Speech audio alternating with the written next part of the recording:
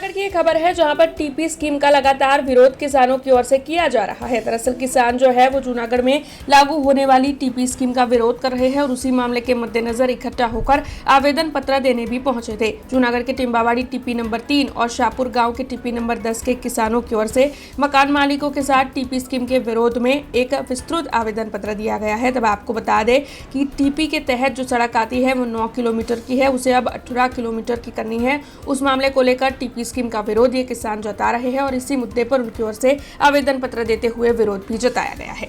અમે લોકો Timbawadi TP number 3 અને સાપુર ટીપી નંબર 10 ના જમીન માલિકો છીએ। અમારી ખેતીની જમીનમાં 40% જે ટીપી સ્કીમમાં કાપે છે એ કાયદાની વિરુદ્ધ છે। પ્લસ જે લોકોના અત્યારે નોટિસ ઇસ્યુ કરેલ છે કે ભાઈ આ રસ્તો જે 9 મીટરનો છે એ 18 મીટરનો કરવાનો છે, તો આ આટલા જેટલા મકાન માલિકો, પ્લોટ ધારકો અને જમીન માલિકો એના કબજા ખાલી કરવા માટેની નોટિસ જુડા દ્વારા ઇસ્યુ કરવામાં આવેલ છે। તેની રજૂઆત કરવા અત્યારે નગર નિયોજન શાખામાં અમે લોકો બધા ખેડૂતો આવેલા છીએ। અત્યારે કોઈ ઓથોરિટી હાજર નથી અને આવા 3 તારીખ આપેલી છે અમને।